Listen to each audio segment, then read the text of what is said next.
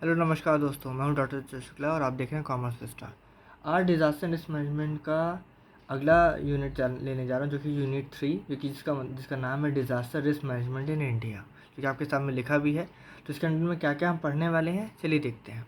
सबसे पहले मैं बात करूँगा डिज़ास्टर रिस्क मैनेजमेंट एक्ट में, डिज़ास्टर मैनेजमेंट एक्ट 2005 की, जो कि इन्फोर्स हुआ था 23 दिसंबर 2005 में, जो कि पास किया गया था राज्यसभा से, जो कि upper house of the parliament है 28 नवंबर को, और लोकसभा से भी पास किया गया था, जो कि lower house of the parliament है 12 दिसंबर 2005 को। दूसरी चीज़ ये कि इसको प्रेसिडेंट ऑफ इंडिया से भी उनकी कंसेंट प्राप्त है, मिली हुई है, और उनकी कंसेंट के बाद ही डिज़ास्टर मैनेजमेंट एक्ट 2005 को इन्फोर्स किया गया, जिसमें 11 चैप्टर्स, यहाँ लिखा हुआ है 11 चैप्टर्स और 79 सेक्शंस में डिवाइड किया गया था। दूसरी चीज़, ये एक्ट ऐसा है जो कि पूरे इंडिया पे लागू होता है, किसी पर्टिकुलर स्टेट, डिस्ट्रिक्ट या लोकेलिटी तक ये सीमित नहीं है। सेकेंड थिंग इज़ कि दैट जो एक्ट है वो इफ़ेक्टिव मैनेजमेंट ऑफ डिज़ास्टर को प्रोवाइड करता है, यानी इसमें इस एक्ट के अंडर में वो सारे सर्टेन सेक्शंस, एक्शंस और प्रोविजंस सब कुछ हैं जो कि पूरे ऑल ओवर इंडिया चलता है, और जहाँ जहाँ जैसा भी डिज़ास्टर है उसको ये कवर करता है। And the most important thing is कि इसमें जो भी डिज़ास्टर्स होते हैं, चाहे वो मैन मेड हो या नेचुरल डिज़ास्टर्स हो, उनमें आपको लोकल गवर्नमेंट, स्टेट गवर्नमेंट और सेंट्रल गवर्नमेंट की तरफ से इंस्टीट्यूशनल हेल्प और फाइनेंशियल असिस्टेंस दोनों प्रोवाइड किया जाता है। ठीक, आइए आगे देखते हैं।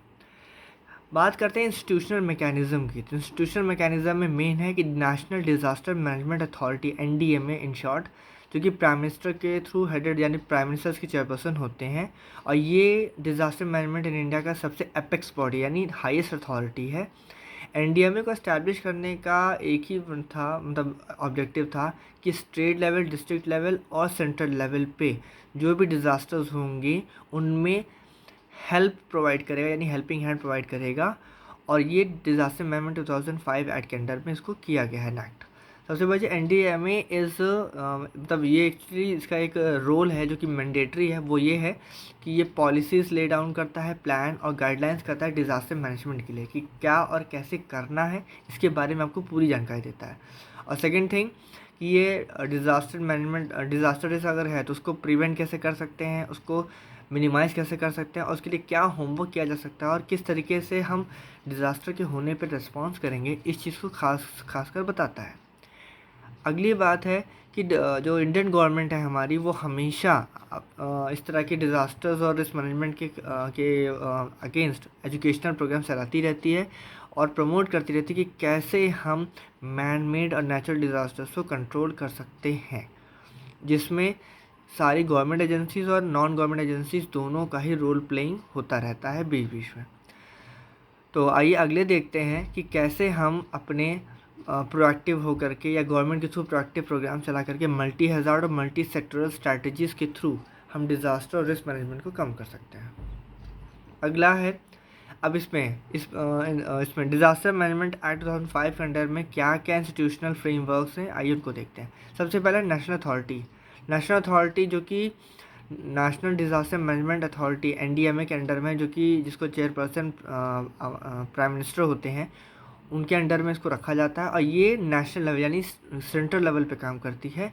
इसमें जनरली 9 मेंबर्स होते हैं, जिसमें एक वाइस चेयरपर्सन भी होता है, और इन सारे ही मेंबर्स का जो टेन्योर है वो 5 साल का होता है। दूसरा है कि NDMA को इनिशियली जो इस्टेब्लिश किया गया था वो 30 मई 2005 था, जो कि एक एग्जीक्यूटिव ऑर्डर से किया गया था, जो कि सेक्शन 3(1) में है डिज़ास्टर मैनेजमेंट एक्ट के, जो कि 27 सितंबर 2006 को इनैक्ट किया गया था। दूसरा है, NDMA की रिस्पॉन्सिबिलिटी है क्या करना, पॉलिसीज़ को ले डाउन करना, प्लान्स को करना, गाइडलाइंस को करना, किस चीज़ से, डिज़ास्टर मैनेजमेंट के लिए, और टाइमली और इफेक्टिव रिस्पॉन्स टू डिज़ास्टर के लिए, कि आप समय से और सही तरीके से आप डिज़ास्टर को कंट्रोल कर सकें।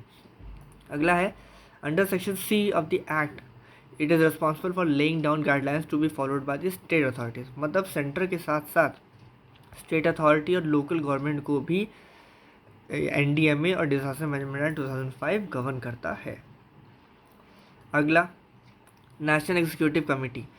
ये वो कमेटी है जो कि आपके प्लान्स, प्रोसीजर्स, गाइडलाइंस को एग्जीक्यूट यानी एक्शन में कन्वर्ट करती है, और ये सेक्शन 8 के तहत जो सेंट्रल गवर्नमेंट है उसने नेशनल एग्जीक्यूटिव कमेटी को क्या कहते हैं कॉन्स्टिट्यूट किया हुआ है नेशनल अथॉरिटी के थ्रू, जिसमें सेक्रेटरी लेवल के ऑफिसर्स होते हैं गवर्नमेंट ऑफ इंडिया जिन्हें अपॉइंट करती है, जो कि अलग अलग मिनिस्ट्री से होते हैं, जैसे home ministry, agriculture ministry, atomic energy ministry, defence ministry, drinking water supply ministry, environment and other ministries.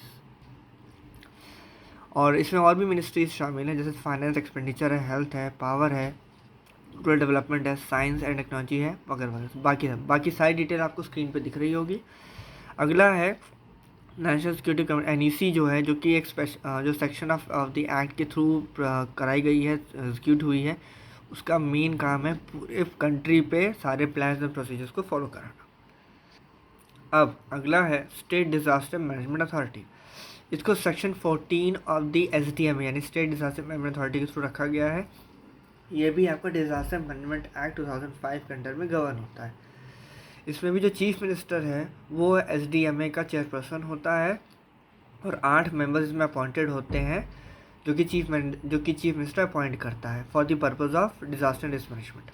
दूसरा है SEC जो है रिस्पॉन्सिबल है किस चीज़ के लिए, स्टेट डिज़ास्टर मैनेजमेंट प्लान्स के लिए और उनके इम्प्लीमेंटेशन के लिए भी, जो कि नेशनल लेवल पर भी होते हैं और स्टेट लेवल पर भी होते हैं।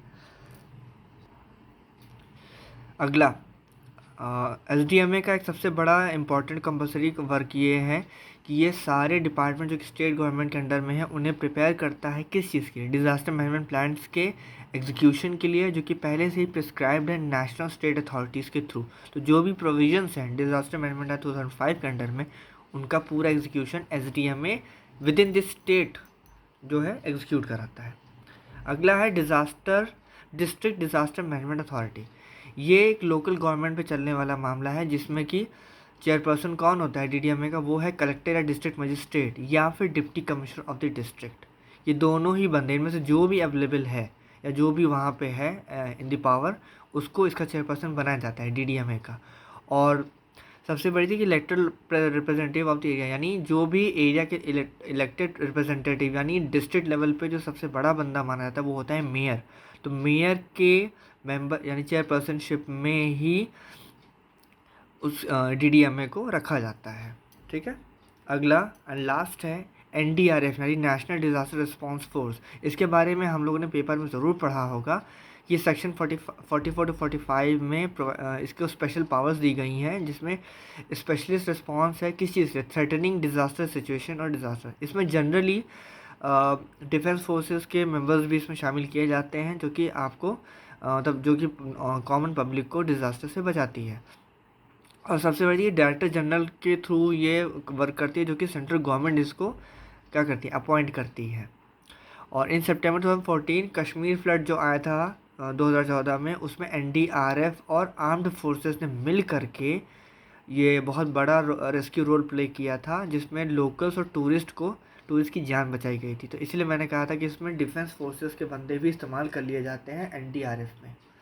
और जनवरी 22 नेताजी सुभाष चंद्र बोस के 125वीं एनिवर्सरी थी, यानी 125th एनिवर्सरी थी, उस पर NDRF को मतलब वो क्या कहते हैं प्रोपॉइंट किया गया था। उसकी 8th बटालियन को सुभाष चंद्र बोस आपदा प्रबंधन पुरस्कार से भी सम्मानित किया गया था।